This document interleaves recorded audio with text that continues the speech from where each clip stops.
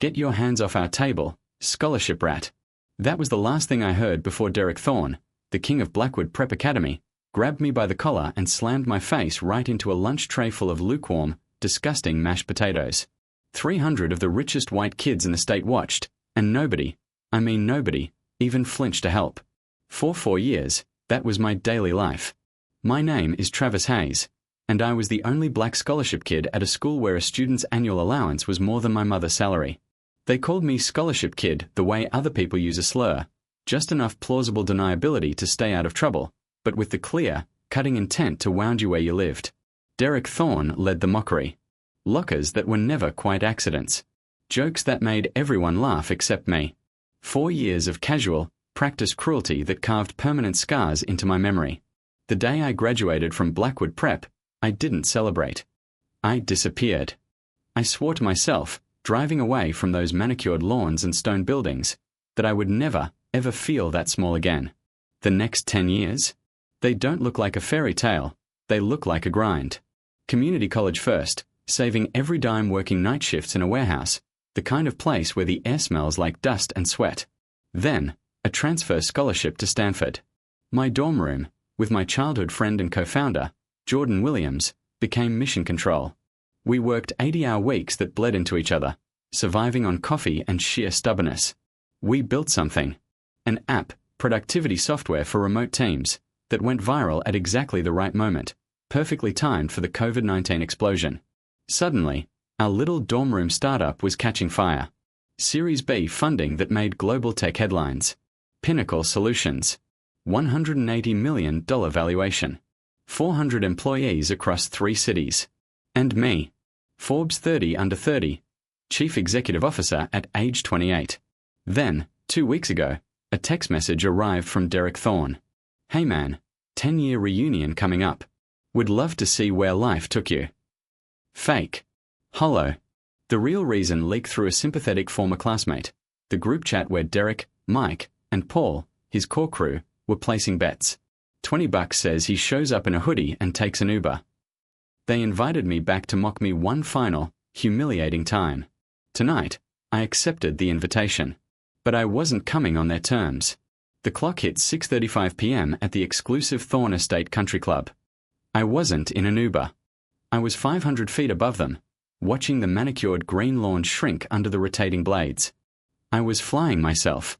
When the helicopter, a sleek, black Airbus H-125, descended slowly from the darkening sky and landed softly on the 18th hole, you could feel the social dynamics of the entire event screech to a halt.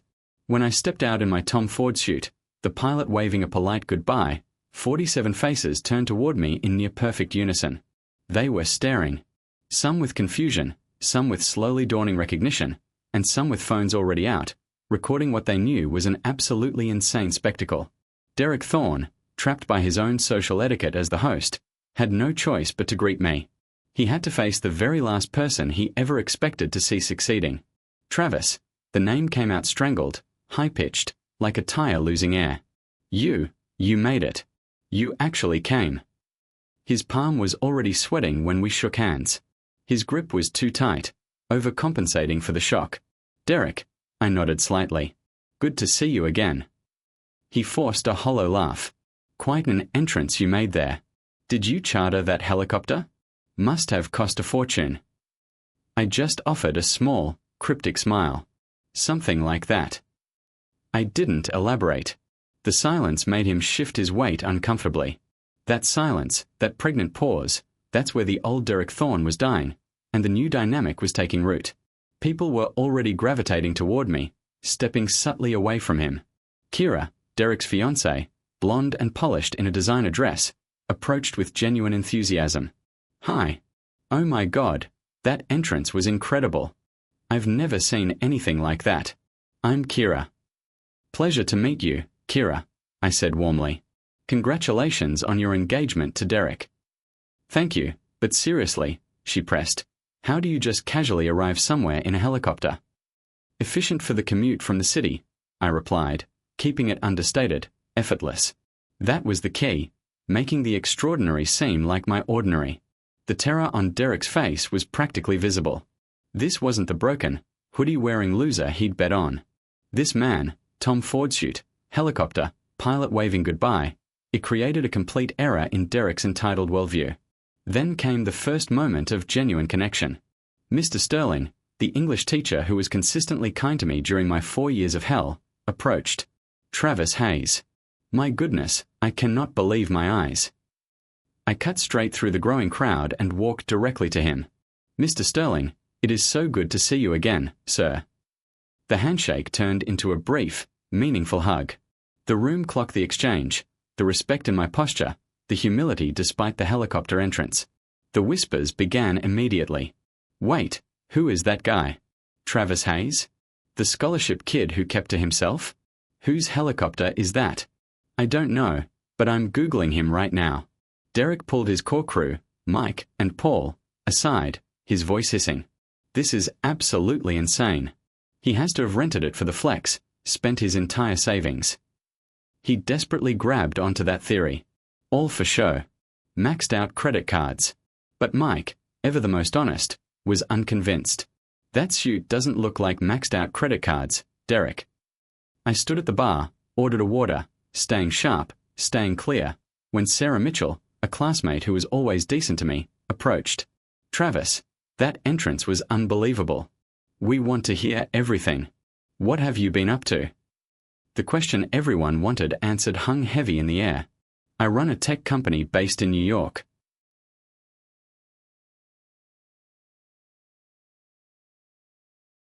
What kind of tech? Productivity software, enterprise solutions. Company called Pinnacle Solutions. Mike's face changed instantly. Color drained. He yanked out his phone like it was an emergency. Derek watched, confused. What? What is it? Mike's fingers typed frantically. Google search Pinnacle Solutions CEO. His face went completely white as the results loaded. He turned the phone screen toward Derek with a trembling hand. What Derek saw destroyed his night before it truly began. The phone screen displayed a TechCrunch headline dated 3 months ago. Pinnacle Solutions closes $180 million Series B funding round, eyes IPO. Derek stared at the words, his brain actively refusing to process them. That cannot be right. There must be another company. Mike scrolled down. It is him. Look at this. The photo showed a professional headshot of me. Caption, Travis Hayes, Chief Executive Officer and Founder, Pinnacle Solutions. The information cascade spread instantly. Mike showed Paul. Paul's eyes widened dramatically. He showed his wife. She gasped. Whispers became conversation volume quickly. Did you see this? $180 million? He's the actual CEO. Within 90 seconds, 43 of 47 people were frantically Googling me. The search results painted a picture Derek never intended. Forbes 30 under 30. From community college to a $180 million valuation in 6 years. LinkedIn, founder and CEO, 400 plus employees. The room detonated with overlapping exclamations. I stood calmly at the bar, sipping my water, watching the realization spread. I was the eye of the hurricane. Derek read everything, TechCrunch, Forbes, LinkedIn, his brain short-circuiting, trying to reconcile the quiet, scared scholarship kid with the self-made CEO standing 15 feet away. He is. Paul stated the obvious. He is loaded, dude. Kira read the Forbes article, her eyes widening in disbelief. Derek, did you know about any of this? No. His voice sounded distant, desperate. No idea. You organized this. You sent the invitations. Didn't you look him up first? Kira turned to me, absorbed by the crowd. Travis, this is amazing. How did you build this? Started in a dorm with my co-founder, Jordan Williams, I said humbly. Built a tool we needed. Others needed it too. I mentioned the Stanford transfer. Scholarship and loans. Worth it. I mentioned the scholarship again, not as an insult, but as a fact I now own proudly. Questions flooded from all directions. I answered patiently, detailed, genuine, not bragging. The social dynamic was completely inverted. 10 minutes ago, Derek was the center. Now, he was peripheral, displaced from his own event. My friends, old classmates I barely spoke to, were now firmly in my orbit. Sarah beamed. You seem so grounded. Most CEOs are. I smiled. Life is better when you're kind. Every word, every honest answer, made Derek smaller. The contrast was doing the work for me. Derek, VP at his dad's company, inherited everything, never left town. Travis, CEO of a company he built, Manhattan, 3 offices. Derek, comfortable on someone else's foundation. Travis, extraordinary, built with his own hands. Someone, trying to be polite, included Derek. You're doing well, too, Derek. VP at Anderson Holdings, right? Yeah, family business, commercial real estate. The words tasted like ash. Everyone knew the truth. Derek's title was a gift, not an achievement. Then, the final detonation. Someone asked the question that ended Derek's reality completely. Travis, that helicopter. Did you charter it, or is there more to the story? The question hung in the cool evening air. I took a slow sip of water. My answer was casual, like discussing the weather. I owned the charter service. Record scratch. Mental error message. You own it. Ether charter. Bought it 2 years ago. Regional executive service. 6 aircraft total. I pulled out my phone, showing the professional website, the fleet page, 6 beautiful helicopters. The room exploded again. He owns it. He has a helicopter company as a side business. A finance guy in the crowd instantly did the math out loud. 6 high-end Airbus helicopters. That's a minimum $25 million business, plus operations. Conservative estimate. This owns the whole thing territory. Derek's reality fractured completely. He thought I might have been doing okay. A mid-level job, a decent apartment. He invited me to highlight the gap between his inherited success and my presumed mediocrity. The reality? I was wealthier than his entire extended family combined, and I earned every single dollar. Kira's reaction was raw, genuine amazement. Travis, that is insane. We were literally looking at charter services last month for our honeymoon. Your company came up in the search. The irony burned Derek's face crimson. His own fiancée had unknowingly researched the company owned by the kid he invited to mock. Why buy a helicopter company? Someone asked. Fell in love with flying, I said, making owning 6 aircraft sound perfectly logical. Got my pilot license in 2022. It's peaceful up there. Traffic doesn't exist. The perspective reminds you that your problems are smaller than they seem from the ground. Even my hobbies came with fill. It was 7:45 p.m., barely an hour into the reunion, and Derek Thorne was finished. He was a peripheral figure in his own humiliation, watching his friends and even his fiancée orbit the person he had invited to destroy. Derek's attempts to regain footing were pathetic. We are profitable, I had to state firmly when he tried to attribute my success to a tech bubble. He had no more ground to stand on. Then, the final, agonizing public exposure, the moment Derek lost Kira. Kira approached me again, her expression serious. Travis, I took your advice and reached out to your CMO, Diana Roberts. I'm seriously thinking about applying to Pinnacle Solutions. Derek's head snapped around. What? You talked to his employee? You're applying to his company. His voice was rising dangerously, drawing attention. Kira looked at him, not with anger, but with profound disappointment. Why are you making this weird? It's a good opportunity. The room went silent. I handled it with grace. Kira is talented. Derek. Diana mentioned the call went well. We are always looking for good people. Send the resume Monday. The class move. Derek looked small and petty. His fiancée, who he barely earned, was now looking to work for his former victim. I saw the quiet regret in the eyes of my former classmates. Brad, my old tormentor, approached me privately. I'm sorry, Travis. For high school. For the group chat.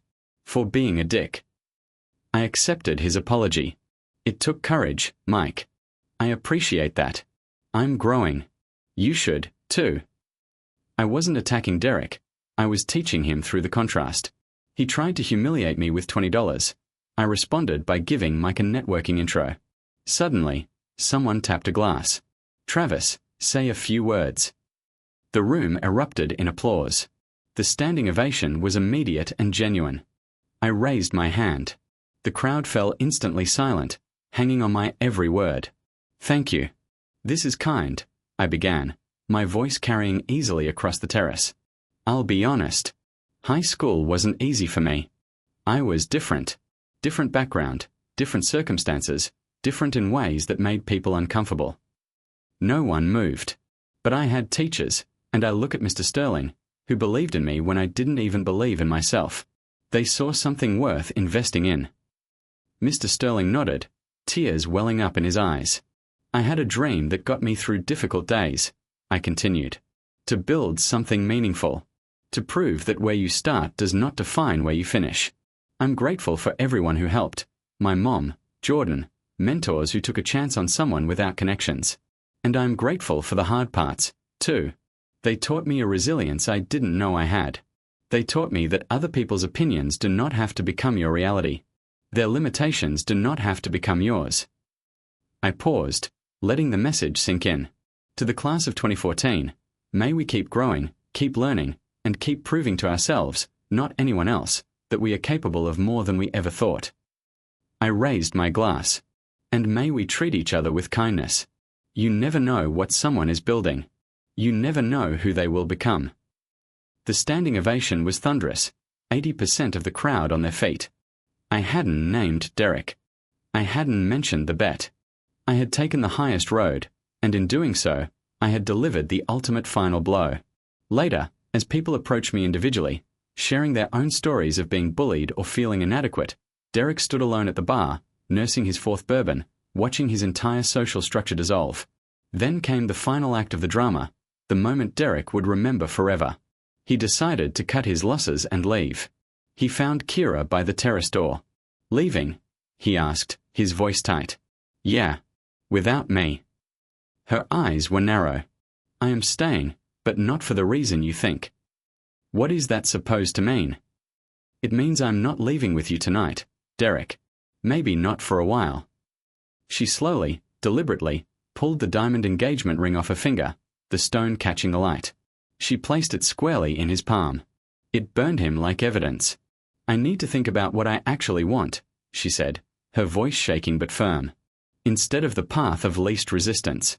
You invited someone here to humiliate him, and it backfired. Now I see who you are when things don't go your way." "I'm the same person you agreed to marry," he pleaded. "That is the problem," she whispered, and walked back inside, leaving him standing there alone, holding a piece of jewelry that now represented the destruction of his future. He drove home through the quiet streets of Green Ale. The Audi A6 felt small, suffocating. He sat in his driveway, engine off, staring at the large, empty house.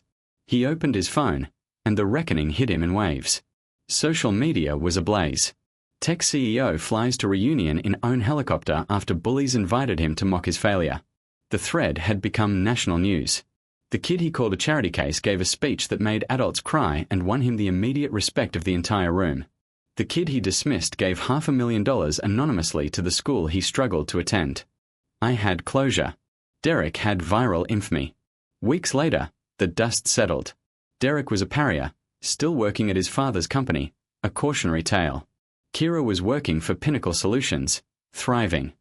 I had kept my promise. Not just to the world, but to the scared 17-year-old kid who was once alone. I didn't go back for revenge. I went back for closure. The helicopter wasn't petty. It was poetic. It was the physical manifestation of refusing to stay small. It was the scholarship kid saying, "I refuse invisibility. I define my own worth." If you have ever been underestimated, counted out, or told to stay small, I want you to know this. The best response is not anger, not bitterness. It is becoming someone they cannot ignore. Someone who proves them wrong. Keep building. One day, you will look back from your own heights and realize their opinions were just noise. What about you? If you were Travis, would you have accepted Derek's apology, or would you have kept walking? Did Kira make the right choice leaving Derek at the door? Let me know what you think success and integrity truly look like in the comments below. Don't forget to subscribe for more stories where kindness and ambition coexist, and outgrowing your bullies becomes the ultimate victory.